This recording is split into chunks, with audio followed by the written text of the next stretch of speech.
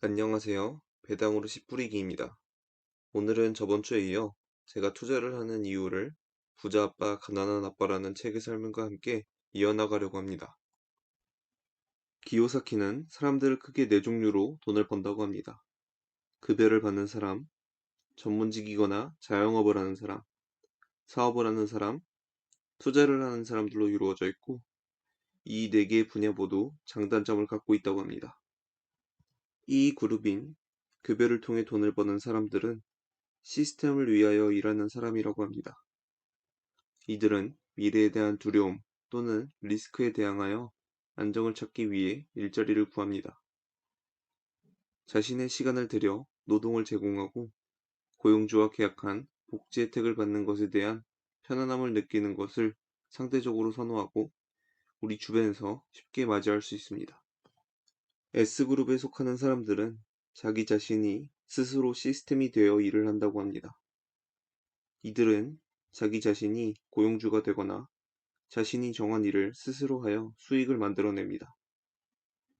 주로 식당 주인, 중개인, 배관공, 예술가 등이며 스스로 돈을 만들 수 있는 상황을 만들어 돈을 법니다. 이 그룹에 속하는 사람들과 달리 어디에 종속된다는 느낌보다는 자신이 주인공이 되어 일을 주체적으로 합니다. 이들은 일하는 만큼 돈을 많이 벌기도 하지만 자신이 일을 하지 않는다면 그동안의 수입은 줄어든다고 합니다. 왜냐하면 자기 자신이 하나의 시스템으로서 작동하여 돈을 벌기 때문입니다. B그룹에 속하는 사람들은 시스템을 만들거나 소유하거나 통제하는 사람이기에 전문가와 같은 다른 사람에게 일을 맡기는 것을 좋아한다고 합니다. 구축한 시스템 속에서 사람들을 고용하고 자신을 위해 일을 하게 하여 돈을 번다고 합니다. S그룹과 크게 다르지 않을 것 같지만 사실은 엄청난 차이가 있습니다. 예를 들어 설명하면 세상에 맥도날드보다 맛있는 햄버거를 만들어 판매하는 사람은 많습니다. 이들은 대부분 S그룹에 속하는 사람들입니다. 하지만 맥도날드가 갖고 있는 사업 시스템을 소유하고 있지는 않다고 합니다. S그룹은 본인이 시스템이 되어 일을 하고 맥도날드와 같은 회사를 가지고 있는 사람은 시스템을 소유하여 본인이 일을 하지 않기 때문입니다. 따라서 우리 주변에서도 맥도날드보다 맛있는 햄버거를 볼 수 있지만 이들이 맥도날드보다 경쟁력이 상대적으로 떨어지는 이유는 앞서 말한 시스템의 부재이기 때문입니다. 마지막으로 I그룹에 속하는 사람들에 대해 말씀드리겠습니다. I그룹에 속하는 사람들은 자산을 쌓아모으거나 시스템에 돈을 투자하여 돈이 자신을 위해 일하게 하여 돈을 번다고 합니다. 돈이 자신을 대신하여 일을 하고 수익을 얻으면 이 수익은 다시 새로운 수익을 낳는 선순환을 반복해 나갑니다. 기요사키는 한 사람이 반드시 하나의 사분면에만 있는 것은 아니라고 합니다. 직장에 다니면서 투자를 한다면 E 그룹과 I 그룹에 동시에 해당되는 것이며 회사에서 봉급을 받으면서 개인적으로 블로그를 하든지 사업을 하든지 어떤 일을 하여 돈을 번다면 그것은 E와 S에 동시에 속한다고 합니다.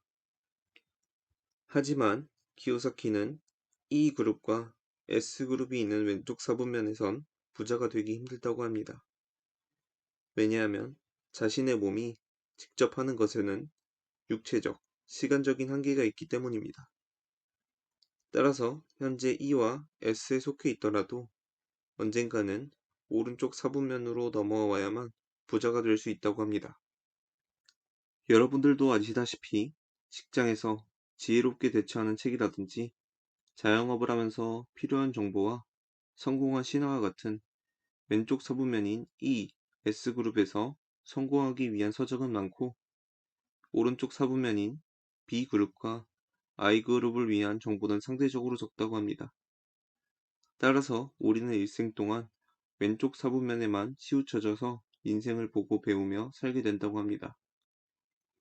그렇기에 우리는 직접 일하지 않고도 돈을 벌 수 있도록 오른쪽 사분면의 방법을 배우고 활용하여 오른쪽 사분면으로부터 현금 흐름을 만들어야만 합니다. 기요사키는 부자가 되기 위해선 I그룹의 현금 흐름이 가장 중요하다고 말하며 부자들의 현금 흐름은 대부분 I그룹에서 창출된다고 합니다.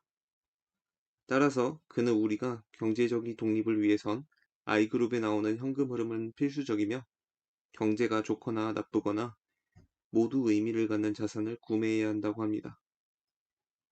또한 자산을 사는 날부터 의미가 있어야 한다고 합니다. 다시 말하면 나의 수익은 내가 팔 때 생기는 것이 아니라 살 때 만들어져야 한다는 것입니다. 예를 들어 우리가 집을 산다고 가정한다면 대부분의 사람들은 그것을 자산이라고 여기며 시간이 지나서 집값이 올라서 팔 때 의미가 있다고 생각합니다.